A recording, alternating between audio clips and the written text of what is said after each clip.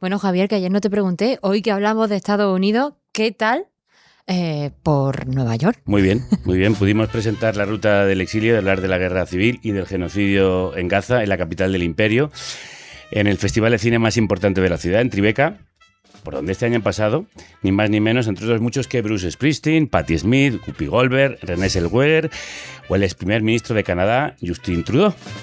Trump no estuvo. No, en Nueva York básicamente le odian, como pudimos ver en el partido de los Knicks, en la final de la NBA, donde estuvo y fue abucheado. Porque allí son más de mandani. Y de carne cruda.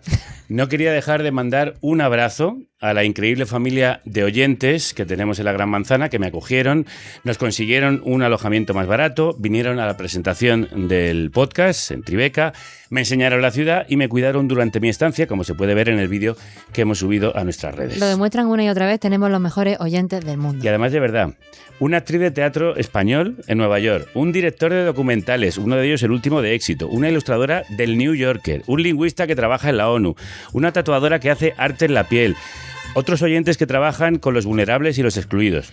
A todos ellos, a todas ellas, muchas gracias. Necesitamos 2.000 más como ellos para alcanzar nuestro reto de 12.000 productores por nuestras 12 temporadas. Los necesitamos de verdad para ser sostenibles, para poder seguir haciendo periodismo independiente, para poder ir a Estados Unidos a hablar del genocidio o para hacer podcasts que nos recuerden por qué no queremos repetir la historia del fascismo. Los necesitamos básicamente para hacer programas como el de hoy.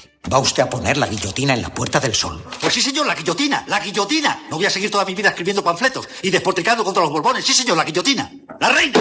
¡Zas! Guillotina. Los chulos de la reina. ¡Zas! Guillotina. Los chulos del rey. ¡Zas! Guillotina. Los ministros. ¡Zas! Guillotina. Los obispos que los rodean. Guillotina, guillotina, guillotina, guillotina. Todos guillotinados. Sí, señor, la guillotina. ¿Ha terminado usted? Sí, señor. Vamos a comer. Welcome to Carne Cruda, the album. Join us for danger, excitement, innovations. Trump ha celebrado su 80 cumpleaños y lo ha hecho coincidir con la celebración de los 250 años de historia de los Estados Unidos de América. Ha unido su aniversario personal al aniversario de la nación, mandando a sus súbditos el mensaje de todo monarca absolutista o líder fascista. La nación soy yo, el pueblo soy yo. Hail President. Ha montado un circo romano en la Casa Blanca, un espectáculo de lucha mixta, una modalidad de pelea salvaje que gusta mucho en la machosfera. Aquí organiza espectáculos similares Jordi Wild. Hombres musculados y sudorosos golpeándose bestialmente como gladiadores ante el emperador. Uno de ellos celebró su victoria gritando que Michelle Obama es un hombre. Son machos viendo a machos que se pegan pero se abrazan, que se golpean pero se agarran apasionadamente y que utilizan como insulto que una mujer sea un hombre. Transfobia que esconde una sexualidad insegura y una masculinidad frágil bajo la coraza de una virilidad exagerada. Dime de qué presumes. Entre los asistentes estaba Elon Musk, que esta semana se ha convertido en el primer trillonario de la historia. Este es el mundo que quiere gobernar el planeta. El de la masculinidad tóxica de los Trump o Musk o Netanyahu. El presidente israelí se ha negado a dejar de bombardear la región a pesar del acuerdo de su amigo naranja. Trump ha dicho literalmente que Netanyahu es un puto loco y que no tiene una puta brizna de cordura. Así se hablan entre ellos, como gladiadores de lucha mixta que se insultan y se pegan, pero luego se abrazan apasionadamente mientras cometen genocidios. Estados Unidos e Irán han alcanzado un acuerdo. Dos regímenes gobernados por hombres tóxicos abrazándose después de golpearse en un combate de lucha mixta. Me da mucha pena que Marjane Satrapi haya muerto sin ver caer el régimen de los ayatolás. Me da mucha pena ver en lo que el mundo se está convirtiendo. Pero no todo está perdido. Mientras estos machos tóxicos se golpean y se abrazan masacrando pueblos, hay sociedades que los abuchean, que protestan en las calles contra el régimen iraní o contra el régimen estadounidense. Hay gente que abuchea a Trump donde aparece y que se juega la vida en Irán para denunciar la dictadura. Acabo de volver de Nueva York, donde el alcalde ganó las elecciones declarando orgullosamente que es inmigrante, musulmán y socialista, prometiendo sanidad, vivienda, educación y transporte para las familias, hablando de hacer pagar a los ricos en lugar de enfrentar entre sí a los pobres.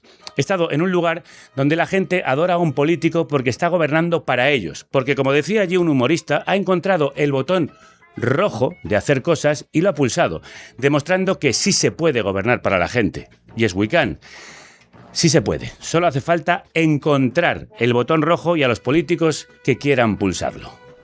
Hola, perdona que interrumpa el programa. Soy Celtia Tabeayo. ¿Me conoces? Si no es así, seguramente es porque todavía no eres ni productor ni productora de Carne Cruda. Yo me encargaría de que pudieras venir aquí a vernos un programa. de solventar cualquier clase de duda con tu donación, subir cuota, renovar lo que quisieras. No sé si sabes que el periodismo libre que se hace en Carne Cruda es posible gracias a la independencia de empresas y gobiernos. Por eso te necesitamos. Es muy fácil hacerte productor y este es el momento. Entra en carnecruda.es, haz clic en Hazte Productor y forma parte de nuestra familia. Y si lo prefieres, me escribes a productores@carnecruda.es y ya te ayudo yo a cómo hacerlo. Muchas gracias, te dejamos con el programa. Adiós. Hoy hablamos de la nueva fase en la que ha entrado la guerra en Oriente Medio. Estados Unidos e Irán han anunciado un acuerdo para alcanzar el fin de la guerra y la reapertura del estrecho de Hormuz. Autorizo plenamente la apertura del estrecho de Hormuz sin peaje y simultáneamente autorizo el levantamiento inmediato del bloqueo naval de Estados Unidos. Buques del mundo, arranquen sus motores, que fluya el petróleo. Pero este anuncio que hizo en sus redes Donald Trump está muy lejos de ser un acuerdo final. Irán desconfía de la palabra estadounidense y exige el cese total de los ataques en Líbano, pero Israel insiste en que no va a retirar sus tropas del sur del país. ¿Y sobre las exigencias? Irán pide el levantamiento de sanciones económicas y la liberación de miles de millones de dólares en fondos iraníes bloqueados, además de un plan de reconstrucción. Mientras, Trump saca pecho. No es como el acuerdo de Obama, que fue terrible. Y entre sus principales requisitos está el fin del enriquecimiento de uranio por parte de Irán. Pakistán ha vuelto a ser el mediador de un pacto que firmarán definitivamente este viernes en Suiza y a partir de entonces tendrán 60 días para cerrar los detalles. De momento, unos 5 barcos iraníes han cruzado el estrecho de Hormuz y la aparente reapertura ha hundido el precio del petróleo. La comunidad internacional aplaude el cese de las hostilidades. El estrecho de Hormuz debería reabrirse. La libertad de navegación debe restablecerse sin peajes. Esto ha dicho la presidenta de la Comisión Europea, Ursula von der Leyen, que confía en una reapertura sin restricciones. Sin embargo, quedan 2 meses de negociaciones e Israel puede sabotear de nuevo esa tregua. Ayer Netanyahu ya manifestó su desacuerdo con Estados Unidos. El presidente Trump y yo nos conocemos desde hace muchos años. Él es el presidente de Estados Unidos y yo soy el primer ministro de Israel. Muchas veces estamos de acuerdo y también hay ocasiones en las que no. Para analizar este acuerdo, qué acuerdo y si es el acuerdo definitivo, hemos invitado a varios de nuestros analistas de cabecera, de nuestros favoritos, entre ellos, como no, Jesús Núñez, que es codirector del Instituto de Estudios sobre Conflictos y Acción Humanitaria. Jesús, crudos días. Muy buenas. Tu primer análisis, ¿qué diferencia entre este pacto y el alcanzado el 8 de abril? Teóricamente esto abre la posibilidad de empezar a negociar algo más que un cese de hostilidades, puesto que lo que ocurrió ese 8 de abril fue únicamente terminar la fase más intensa de esa agresión y de esa violación del derecho internacional por parte de Israel y de Estados Unidos para dar paso a que los negociadores y los mediadores pudieran alcanzar algún mínimo común denominador sobre el que establecer algún acuerdo. Pero ahora mismo lo que queda en el horizonte inmediato es que no sabemos realmente a dónde se ha llegado, porque en primer lugar no conocemos el documento, no se ha publicado ningún documento, con lo cual hablamos de interpretaciones que cada uno da, ni siquiera con una rueda de prensa, sino directamente con sus redes sociales, cada uno manifestando lo que cree que ha acordado, y desde ese punto de vista, por lo tanto, queda todo por ver.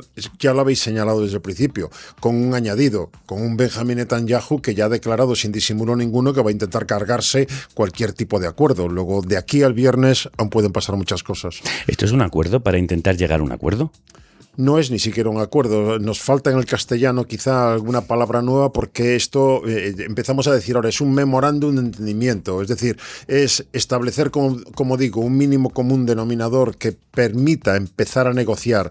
Pero claro, cuando ahora decimos para negociar los detalles en los próximos 60 días, ¿detalles? Claro. Es que estamos hablando del programa nuclear, estamos hablando del enriquecimiento de uranio, estamos hablando del programa de misiles balísticos, estamos hablando del apoyo financiero y militar a los peones regionales que tiene Irán, Hezbollah, Hamas, Ansar Allah, y estamos hablando de liberar otra vez el tráfico marítimo, el control en el estrecho de Hormuz. Nada de eso se va a conseguir en 60 días. No son detalles. Saludamos también a Natalia Sancha, que es periodista internacional en El País, es corresponsal en Líbano y Oriente Medio durante más de una década y politóloga especializada en el mundo árabe. Natalia, crudos días. Crudos días. ¿Qué puede poner en peligro este incipiente consenso? ¿Israel es el principal obstáculo? Bueno, ahora mismo desde luego ha sido el que está vociferando más alto su oposición al acuerdo, y lo que ha hecho en situaciones anteriores, que ya son 4 intentos de alto el fuego en la región y de ceses de hostilidades, pues es provocar una vez más que el conflicto se derrape por Líbano, porque lo que quieren es desatar, lo que no quieren es conectar, que lo que sea una negociación con Líbano vaya incluido en el pack con lo que es de Irán. Y anteriormente lo ha conseguido, ha habido varios derrapes en los que ha seguido ocupando, bombardeando y de hecho expulsando a más de un cuarto de la población del Líbano del Sur. Hasta ahora lo que era temporal está siendo permanentemente, porque les ha dicho ya que no pueden regresar a sus casas. Lo dijimos en el programa anterior en el que estuvisteis, Israel arrastró en parte a Estados Unidos a este conflicto y ahora Israel parece que le impide salir de él. Natalia. Bueno, estamos viendo un momento que es bastante particular en el que, como ha dicho el propio Netanyahu, generalmente Trump y Netanyahu están de acuerdo en muchas cosas. Netanyahu le convenció que en 2 semanas sería capaz de eliminar al régimen iraní, a sus proxies en la región y que todo iría bien. Obviamente es una lectura ficticia la que hizo. Es más, le dio seguridades de que no iba a cerrar el estrecho de Hormuz, porque obviamente pues, los expertos avisarían que eso es a lo que iba a ocurrir, es a lo que ha ocurrido. Pero ahora mismo están los dos en un momento electoral y por primera vez lo que es bueno para las elecciones de Bibi no es bueno para las elecciones de Trump. Trump prometió que no habría guerras y ahora mismo lo que quiere es cerrar esta. Bibi, la oposición, que es la que le está acorralando de alguna forma, es todavía más agresiva en la posición hacia Líbano y lo que quiere es una guerra. ¿Cómo se defiende Netanyahu? Con unos pequeños matices que son importantes, y es que este alto el fuego que se ha incluido en Irán es para el cese de hostilidades, no para la retirada de las tropas israelíes. Ellos se agarran a eso, ya que el acuerdo que hay con Líbano les permite, porque no es un alto el fuego lo que tienen con Hezbollah, sino un acuerdo de preferencia de que ellos pueden seguir bombardeando o atacando cuando les venga en gana. A Líbano nos vamos a ir precisamente, porque Israel ha matado allí a casi 3.500 personas desde el inicio de la guerra y ha desplazado a más de 700.000. En Beirut está una periodista independiente que ya ha participado en nuestros programas, es Marta Maroto. Crudos días, Marta. ¿Qué tal? ¿Cómo se ha recibido la noticia del acuerdo de tregua en Líbano? Bueno, de este acuerdo hacia un supuesto acuerdo. Pues este acuerdo en el Líbano se ha recibido con mucha precaución y con mucha cautela. Sí que ha habido algunas celebraciones o muestras de alivio, porque el país está agotado. Son casi 3.800 muertos, son casi 12.000 heridos, 1 millón de desplazados, el 20% de la población del Líbano está fuera de sus casas, el país está agotado de guerra. Ayer sí que vimos, no tanto como otras veces, pero sí que vimos tráfico en las carreteras de vuelta al sur, pues de muchas familias que van a comprobar pues, lo que quede de sus pueblos, lo que quede de sus casas, pero en general es una sensación de mucha desconfianza. Este ya es el 4.º alto al fuego que se anuncia desde comienzos de abril, que se supone que también incluye al Líbano. Este es el segundo que se anuncia entre Estados Unidos e Irán, que debería también incluir pues al sur del Líbano, y es también ya 2 más que también se han anunciado en otra vía por las negociaciones directas entre el gobierno del Líbano y con Israel. Y además también recordar, hablabais de qué diferencias hay también con este acuerdo al que ya se llegó también ese 8 de abril, porque también hay que recordar, el Líbano ya estuvo en un escenario muy similar ese día, un alto al fuego pues con características similares, que a las horas Israel rompió con las peores masacres de la guerra. Cerca de 350 personas fueron asesinadas en ataques que en su mayoría duraron 10 minutos, ataques muchos contra zonas residenciales a hora punta. Y aquel día pues, quedó marcado en la memoria del Líbano como una jornada traumática y como una jornada que ahora pues, genera mucha desconfianza a cualquier tipo de acuerdo. En el sur, como estabas contando, hemos visto a gente regresar a sus casas, sin embargo los ataques a la población continúan. Netanyahu ha dicho que no va a retirar las tropas. ¿Nos puedes contar cuál es la situación en esa zona del país, la más castigada, y cuál es el avance real de las tropas israelíes? Pues desde ayer hay muchos residentes que están tratando de regresar, a lo que quede de sus casas. Muchos se encontraron pues, con tanques israelíes en sus pueblos, muchos tuvieron que volver hacia zonas más al norte porque fueron recibidos por disparos del ejército israelí o simplemente pues, mucha destrucción.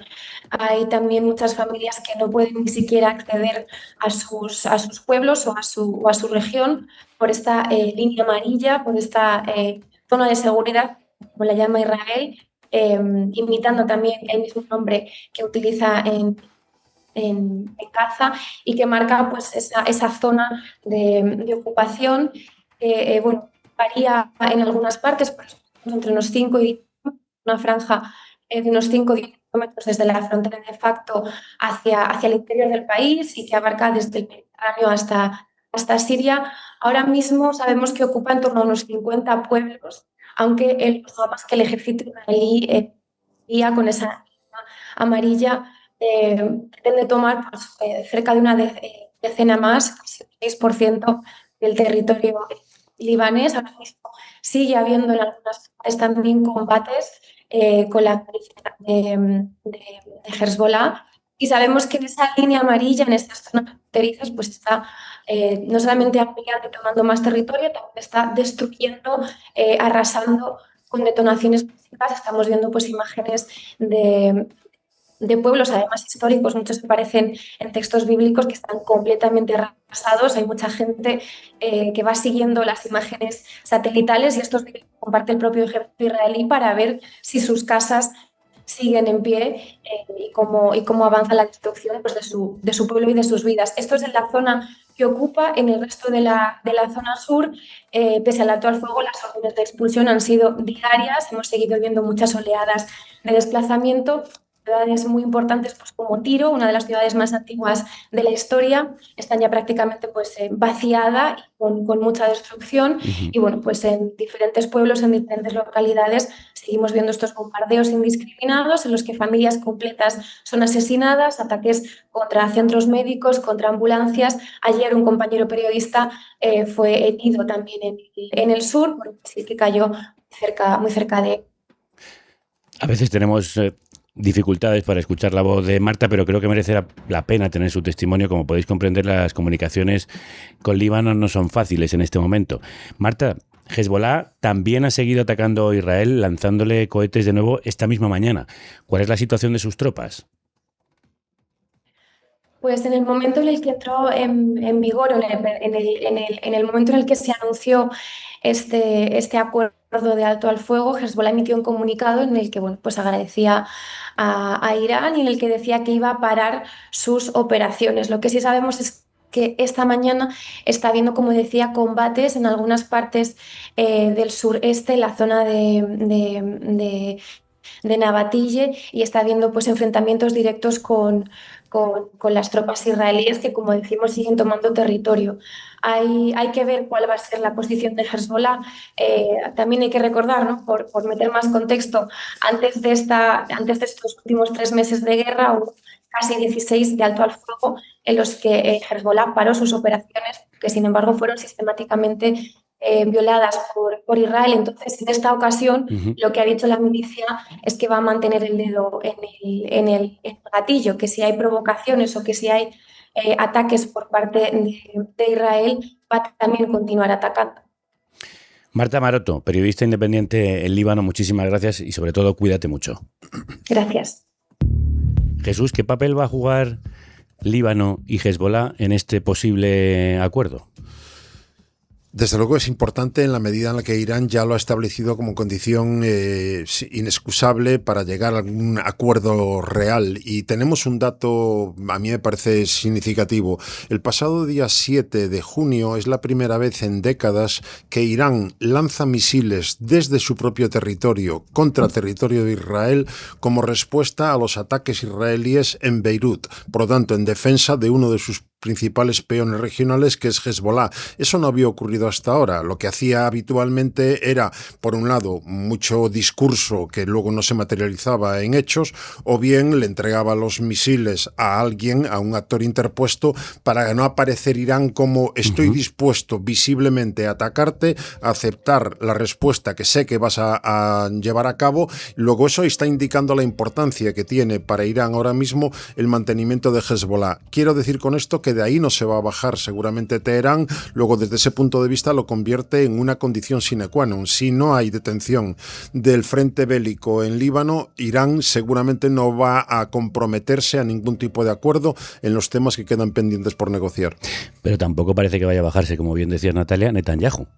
Entonces, ¿cuál es el escenario al que nos enfrentamos? Si Irán va a poner como condición el respeto al Líbano y Hezbollah, pero al mismo tiempo Bibi, ante las próximas elecciones que tiene a final de este año, va a intentar acabar con ellos, ¿cuál es el escenario?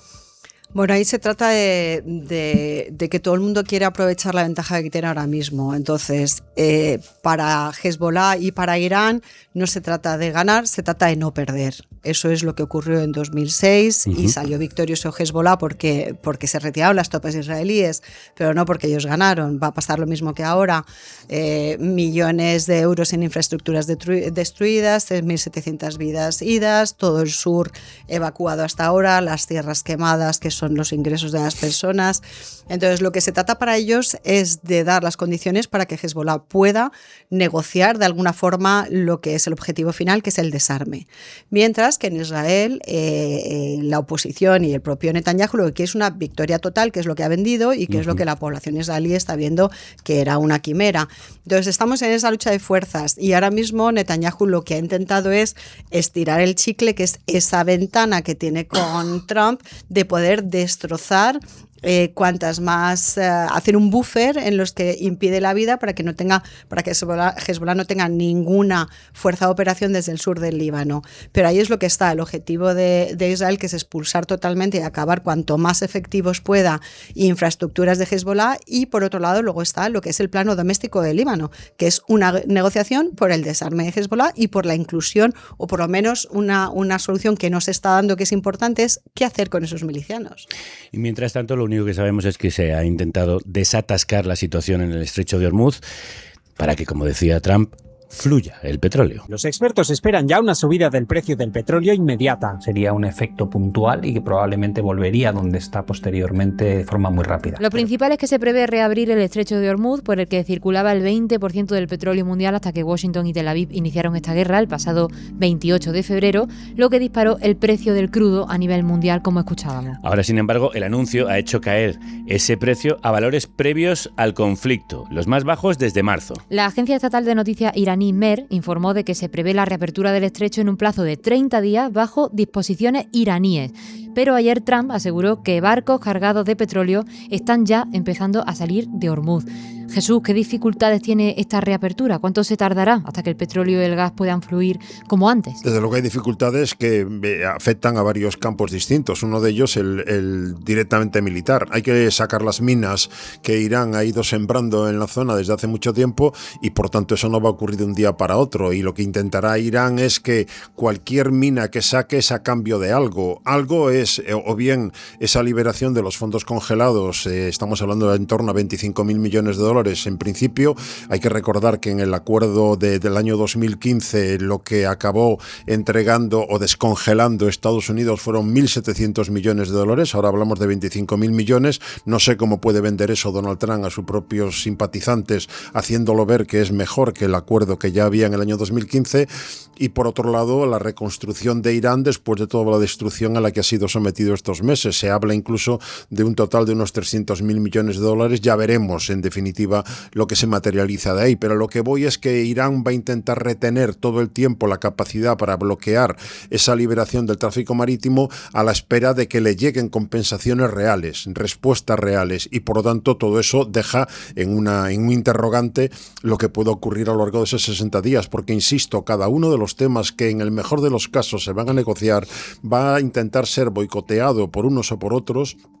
va a forzar posiciones y hay que recordar otra vez, el acuerdo del año 2015 por el programa nuclear se tardó 2 años en negociarlo, 2 años, por tanto supone que en 60 días eso va a quedar resuelto y entonces era un solo tema y ahora los misiles, Hezbollah y compañía y la libertad de tráfico en Hormuz se añaden todavía a una agenda que ya era compleja en su principio. En definitiva, volveríamos en el mejor de los casos al 27 de febrero, cuando 130 buques cruzaban todos los días Hormuz sin ningún tipo de problemas y con un Irán que en el año 2015 estaba cumpliendo escrupulosamente el acuerdo al que había llegado hasta que en mayo de 2018 Donald Trump denunció ese acuerdo y ha dejado a Irán otra vez metido en un programa nuclear que le ha llevado a acumular más de 400 kilos de uranio enriquecido.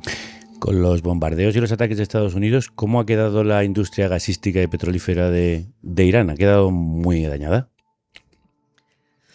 Bueno, de lo que se habla es de los 400 kilos, yo creo que era de uranio que tenía todavía bajo suelo, porque a pesar de todos los bombardeos que hubo por parte de Israel y de Estados Unidos, que creo que en 3 ocasiones ha dicho que había decimado y acabado con toda la industria nuclear iraní, pues obviamente si estamos negociando hoy qué es lo que ha ocurrido es que no ha acabado con ello.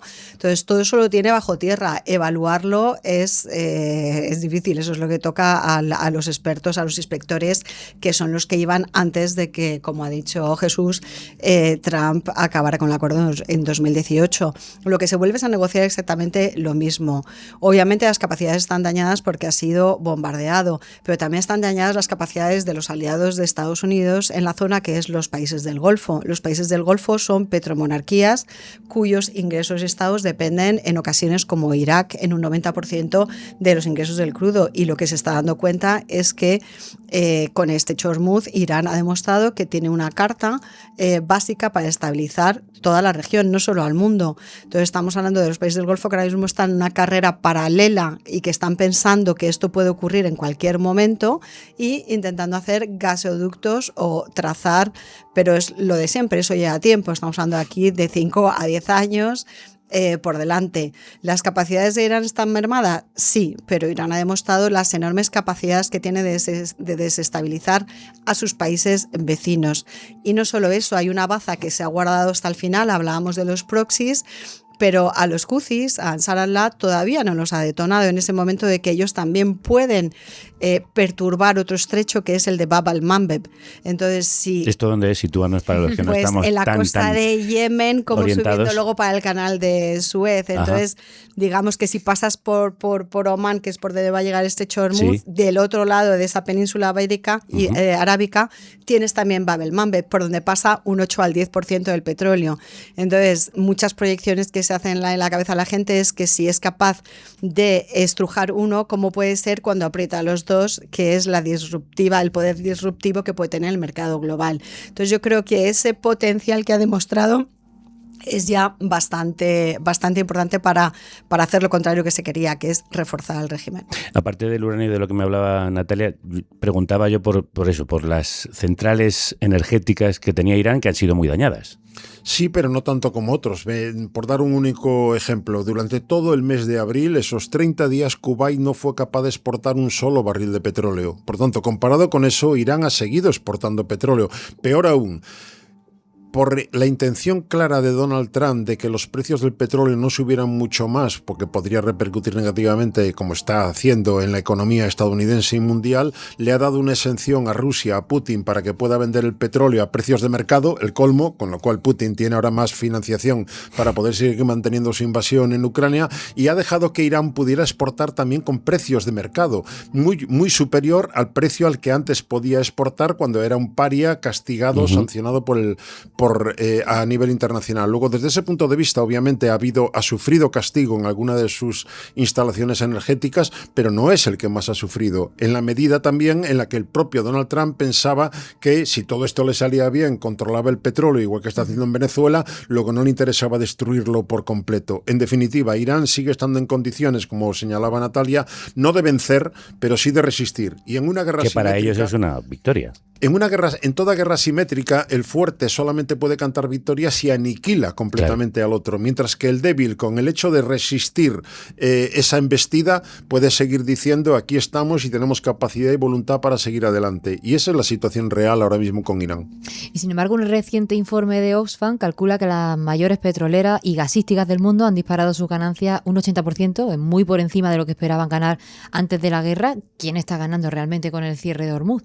Evidentemente, quien gana, como siempre, en estas circunstancias, gana la industria armamentística, porque evidentemente todo esto no deja de ser un laboratorio de nuevas armas y exponencialmente ha aumentado la demanda de material militar por parte de las monarquías del Golfo, entre otras, pero me interesaría colocarlo prácticamente en él. Gana un tal Donald Trump y su clan familiar.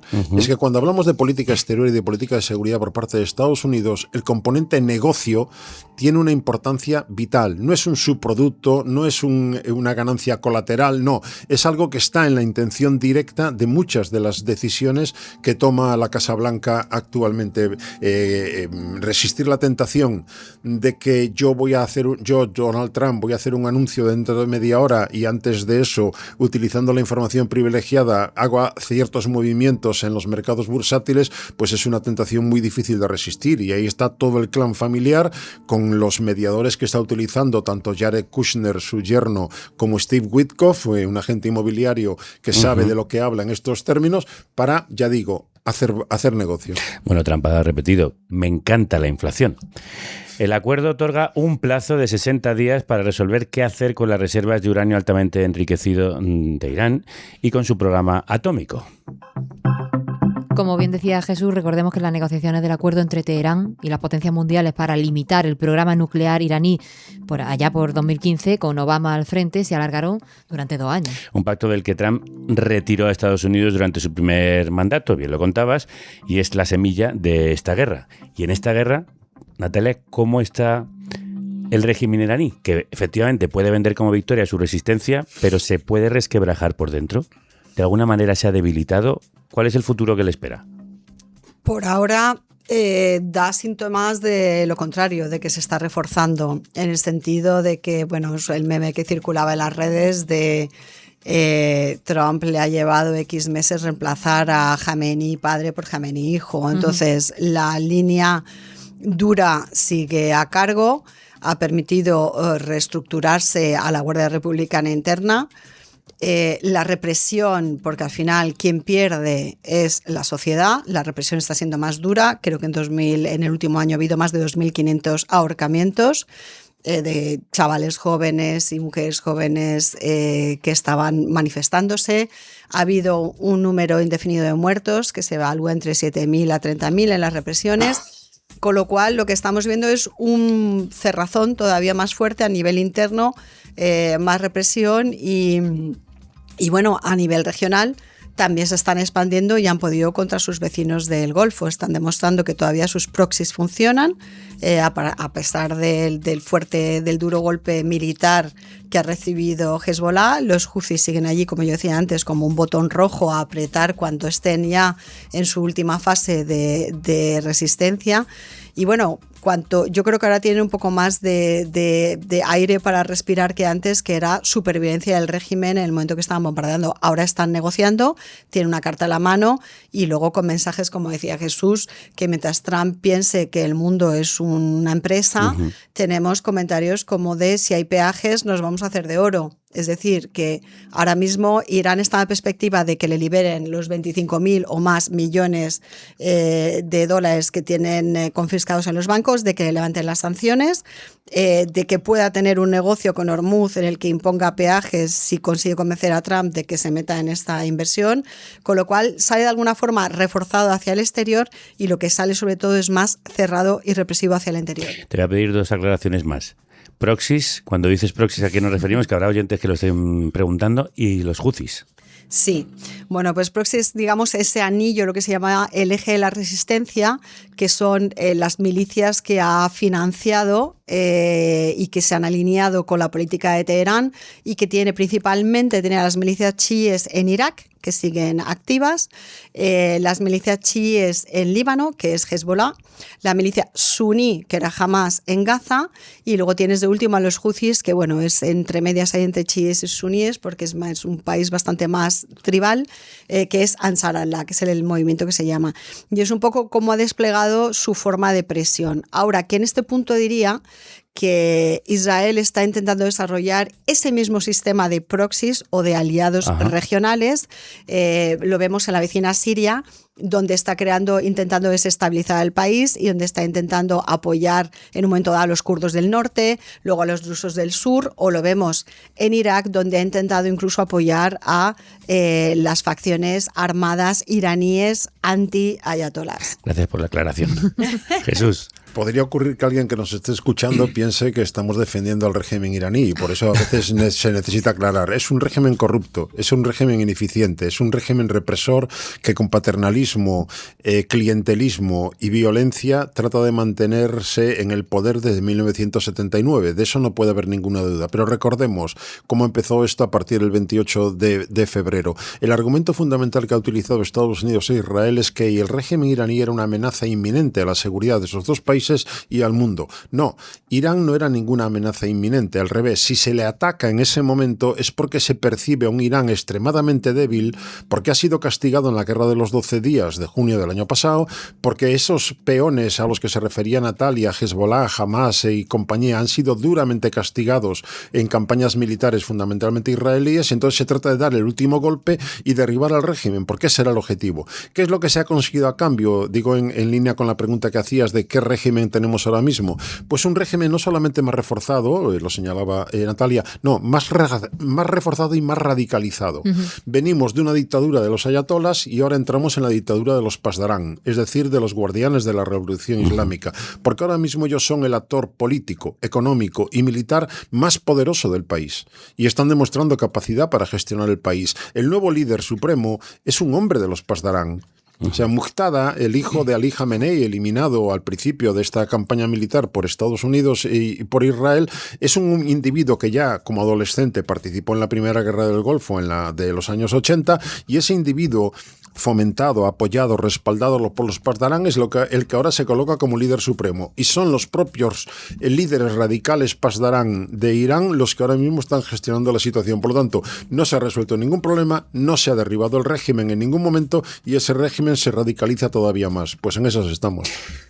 Bueno, me preguntabas hoy si no venías a hablar de fútbol. En realidad, lo que hizo ayer Cabo Verde con España es el cierre que está haciendo el régimen de los ayatolás. Jesús Núñez, Natalia Sancha, como siempre es un placer de verdad escucharos y gracias por las aclaraciones, siempre tan iluminadoras. Un placer, buenos días. Esta temporada. Pakistán, una potencia nuclear, declara la guerra abierta a Afganistán. El alto el fuego continúa en Gaza, pero el ejército israelí perpetra un ataque al norte de Cisjordania en una operación. Tailandia y Camboya se acusan mutuamente de bombardear varios puestos militares de la frontera entre ambos países. Sudán es escenario de una barbarie en forma de guerra civil a la que nadie presta atención, pero que representa la peor catástrofe humanitaria en marcha de todo el planeta. Sobre cómo hacerle la guerra a un mundo en guerra, queríamos preguntarle a Iván Navarro Milián. Él es sociólogo, doctor en Relaciones Internacionales y Estudios Africanos e investigador de la Escuela de Cultura de Pau. Acaban de publicar su informe anual sobre conflictos, derechos humanos y construcción de paz en el mundo. Iván, crudos días. Hola, buen día. Habéis documentado 40 conflictos armados en 2025, 3 más que un año antes y la mayor cifra en los últimos 15 años. ¿Qué está pasando? ¿Cuáles son los nuevos focos más preocupantes? Bueno, sí, es la mayor cifra de conflictos armados desde el año 2011, porque se incluyen este año 4 escenarios nuevos de conflictividad armada. Tiene una característica particular, ¿no? Porque 4 nuevos escenarios son escenarios que enfrentan a estados. Nos encontramos con un auge y con un incremento, ¿no?, del número de conflictos armados que enfrentan a estados, y este año, bueno, estamos hablando del año 2025, no del año 2026, pues tenemos el conflicto entre India y Pakistán, el de Tailandia y Camboya, la guerra de los 12 días que ya habéis mencionado entre Estados Unidos e Israel, y el reinicio de la violencia en Yemen con los hutistas y la participación de Israel y Estados Unidos y Reino Unido, ¿no? La principal causa de estos conflictos ha sido el cuestionamiento del sistema político, económico, social o ideológico del Estado en cuestión. ¿Puedes darnos ejemplos? Bueno, tiene que ver, hay como en todos los conflictos armados, ubicamos como múltiples causas, ¿no? La que tiene que ver con el cuestionamiento de los sistemas políticos, económicos, sociales o ideológicos, ¿no? O las disputas internacionales, internas o internacionales, tienen que ver, por ejemplo, en muchos conflictos en el continente africano, el actor principal son actores que enarbolan demandas yihadistas por el establecimiento de sistemas donde la Sharia, ¿no?, sea la base fundamental, ¿no? Entonces, en conflictos como en Filipinas, como en India, ¿no?, donde movimientos armados marxistas o maoístas también enarbolan un cambio de sistema, ¿no? O sea, bueno, esta es una de las causas fundamentales que observamos en la mayoría de los conflictos armados. También observamos temas que tienen que ver con temas identitarios y temas de autogobierno o con el control de territorio o recursos naturales, ¿no? Donde se ve, por ejemplo, muchos de los conflictos que están presentes en el continente africano, ¿no? Y 16 de los 20 conflictos armados que consideráis de alta intensidad tienen lugar en países donde habéis documentado la aplicación de legislación o políticas que criminalizan a la población LGTBIQ+. ¿El auge de los conflictos va de la mano del auge de la ultraderecha, de los discursos de odio, de los retrocesos en derechos y libertades? Pues hay una parte que sí, ¿no? Hay una parte que identificamos, ¿no?, de las causas que ayudan a explicar el aumento de la violencia. Se identifican también con el aumento de la polarización, ¿no?, que se está dando a nivel global, ¿no?, con el crecimiento de la ultraderecha y también con las tensiones que se están provocando entre grandes potencias, ¿no?, que indirectamente, ¿no?, participan en algunas de las crisis más importantes, como Estados Unidos, Francia, Rusia, y que esta tensión y este aumento de la polarización a nivel global está haciendo que estas crisis pues no se resuelvan, ¿no? Luego hay otros elementos, ¿no? Tiene que ver también con el aumento del militarismo, que va de la mano, ¿no?, del desprecio hacia el multilateralismo, la resolución pacífica de las controversias, la vulneración del derecho internacional, y esto evidentemente tiene que ver también con el auge del populismo y de la extrema derecha a nivel global, ¿no? Y esto pues da pie a nuevos escenarios de conflictividad armada como medio, ¿no?, para resolver las disputas que en otros momentos históricos pues se resolvían a partir del diálogo. Sí, esa política que también Trump está liderando en todo el mundo. La mayoría de conflictos armados se concentran en África, 17 de ellos, seguido de Asia y del Pacífico. Tú eres experto en la primera, en el continente africano. Por eso queríamos detenernos en la que es la mayor crisis humanitaria del mundo. Hablamos de Sudán, donde la guerra entre la Fuerza Armada y las Fuerzas de Apoyo Rápido que comenzó en abril del 23 ha causado ya 400.000 muertos y el desplazamiento de 14 millones de personas, la mayoría mujeres y niños.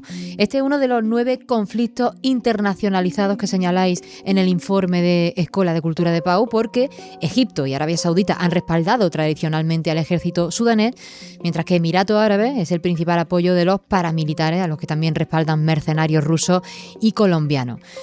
¿Cuál es la situación en esta guerra? ¿Quién hace negocio con ella? ¿Y es una guerra ya inevitable, además de olvidada? Bueno, la situación de la guerra cada vez se complica más. El conflicto armado que surge en abril del 23 surge con una premisa fundamental, ¿no?, donde principalmente hay dos actores que se enfrentan, que es el ejército y que es el grupo paramilitar, que eran los dos cuerpos de seguridad del antiguo régimen de Omar al-Bashir.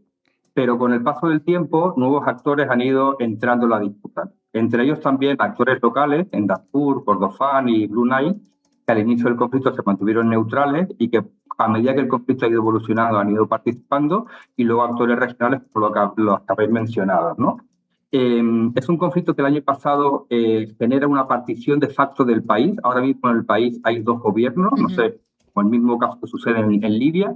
Hay un gobierno dirigido por el ejército que controla básicamente el centro y el este del país, y un gobierno paralelo que está en Darfur, que dirige el grupo paramilitar, la Rapid Support Force, y que ha generado una participación de facto del país, ¿no?, y una defensa cada vez más creciente entre los dos actores regionales, ¿no? Es una guerra muy simétrica porque el grupo paramilitar tiene el apoyo, como decíais, de Emiratos Árabes Unidos, que le ha facilitado drones, y esto hace que el conflicto pues se mantenga y la intensidad de la violencia cada día sea mayor, ¿no?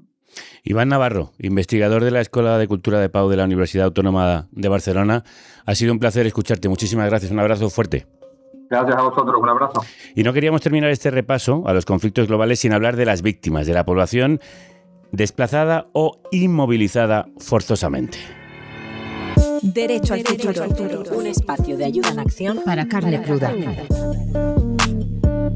En esta nueva entrega de Derecho al Futuro queremos hablar de una cara menos conocida de la migración. El 3,6% de la población mundial emigra de un país a otro, pero por cada persona que cruza una frontera, muchas más tienen que quedarse atrás, en la misma zona o en el mismo país, soportando lo insoportable. Exactamente, soy de Guerrero. Salí de ahí hace 6, 7 años. Mi esposo tenía un primo hermano que casi son idénticos, se parecen por familia. Y él se metió a la magia y lo hicieron líder. Y llegaban a mi casa a quererme quitar a 3 muchachas que tengo. Pues una tenía 12, 13 años así. Tengo 2 hijos. Cuando llegaron a mi casa, me dijeron que le diera a mis 2 hijos.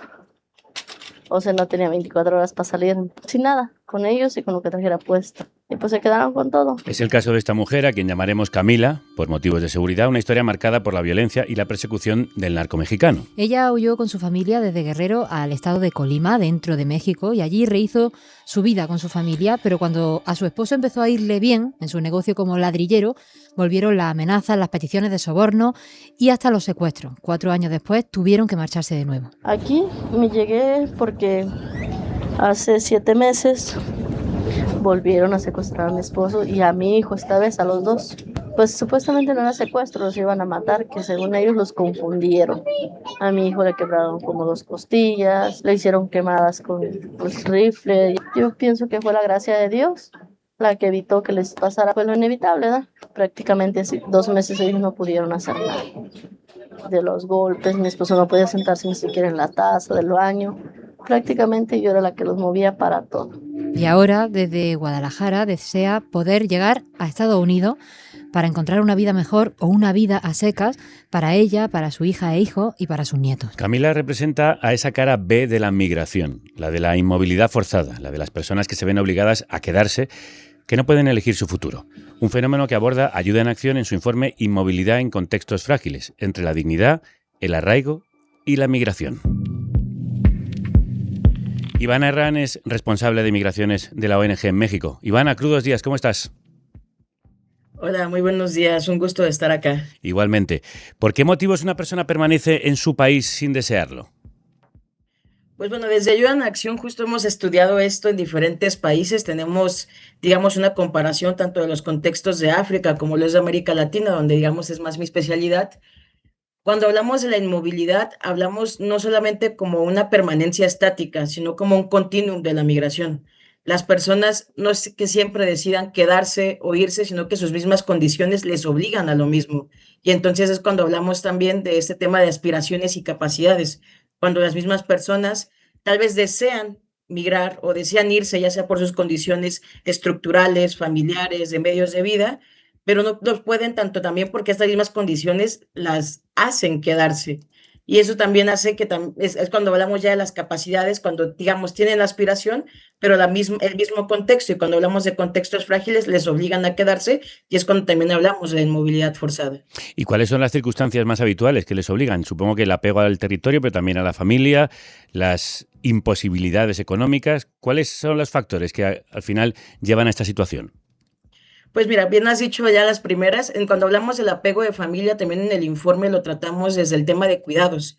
Y es cuando hablamos también que la inmovilidad tiene, digamos, de cierta manera un rostro de mujer, porque son justamente el tema de cuidados se le aboca mucho más al rol de género de mujeres y hacen que se tengan que quedar para cuidar a las familiares, hijos, padres de familia, claro. Mientras que también tienen esta parte, digamos, los hombres la responsabilidad, entre comillas, de irse a buscar mejores condiciones de vida, pero también hay otros factores que obligan a las personas a quedarse, como es el arraigo cultural. Cuando hablamos, por ejemplo, de comunidades costeras, muchas de estas están con un arraigo cultural identitario a lo territorial, y entonces cuando se les, digamos, tienen la necesidad de irse, también tienen una imposibilidad de salir, porque también su mismo arraigo les dice, es que ¿qué voy a hacer lejos del agua? ¿No? ¿Qué voy a hacer lejos de lo que estoy acostumbrado? Entonces también hablamos de este tema de arraigo cultural, y otra que también mencionabas, que es la pérdida de medios de vida.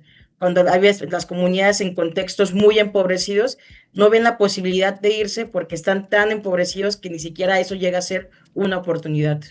Vuestro estudio se ha hecho en Etiopía, en Mali, en Colombia, en Ecuador y en México.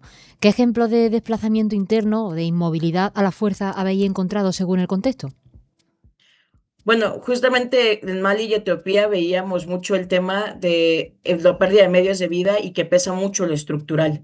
Ahí veíamos que, por ejemplo, en términos de pastoreo, en términos de la sequía, las crisis climáticas, impedían que las personas pudieran salir y también hacían como esta parte pesaba mucho lo estructural para que pudieran tener oportunidades de alternativas de adaptación y alternativas también, porque también cuando hablamos de migración hablamos de adaptación y entonces eso veíamos que pesaba mucho en el contexto africano y en el contexto de América Latina pesaba mucho también lo que mencionaba esta parte del arraigo cultural, el tema de cuidados, el tema de desarrollo, el tema también de acceso a derechos, sobre todo, por ejemplo, en América Latina algo que pesa mucho es la criminalización de la migración, la externalización de las fronteras, que esto llega a pesar en que las personas tengan miedo de irse, aun cuando sus territorios o su mismo contexto les obliga a irse y no pueden por lo mismo que está pasando en el contexto.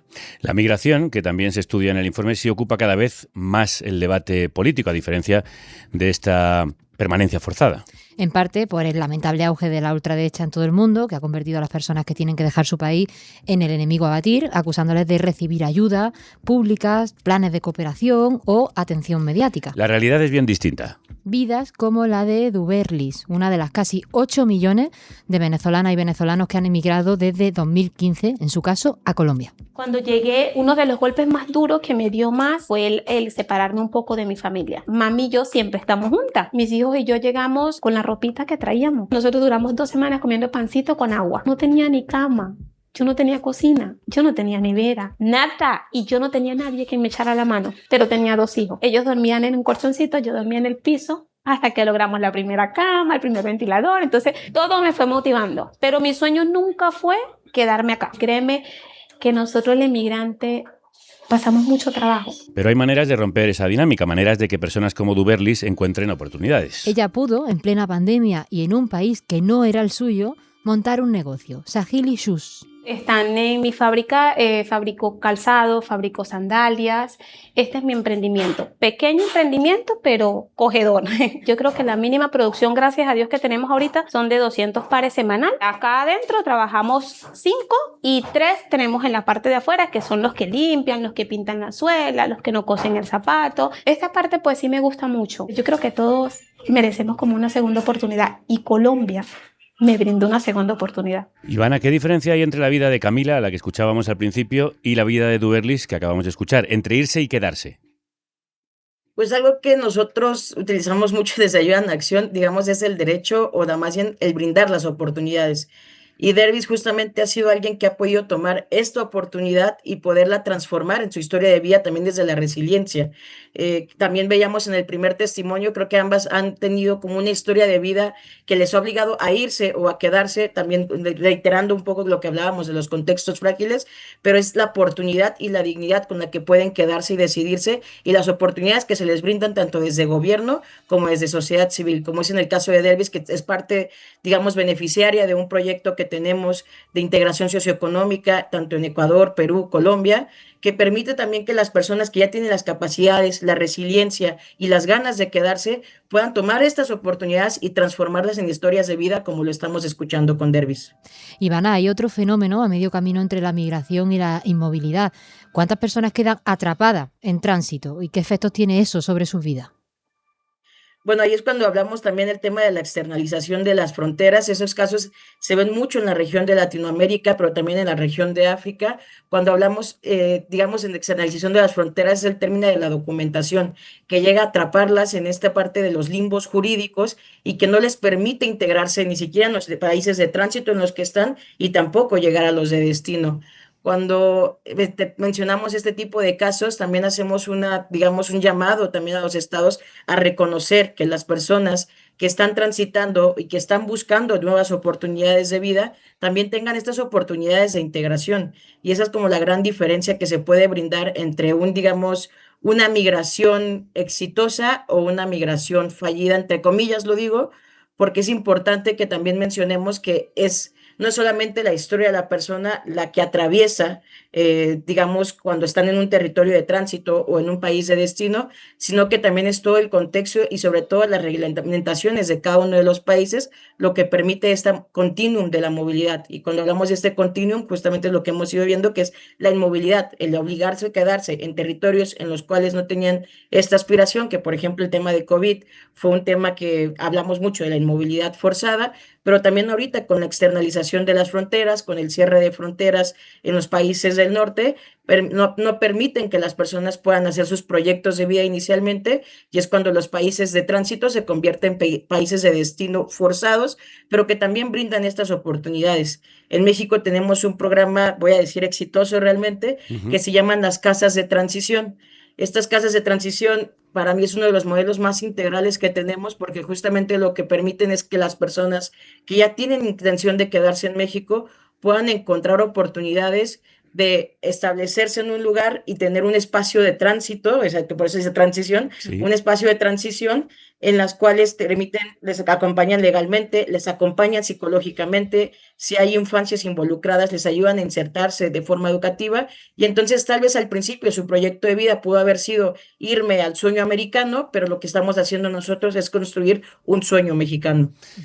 Sí, a veces tienen dificultades para salir, a veces tienen dificultades cuando llegan y también las tienen en tránsito. Por eso son tan necesarias las políticas de ayuda en acción. Ivana Herrán es responsable de Migraciones en México y le agradecemos mucho que haya estado hoy con nosotras. Un abrazo muy fuerte. Muchas gracias por la invitación. Salud y República. Y que la radio os acompañe.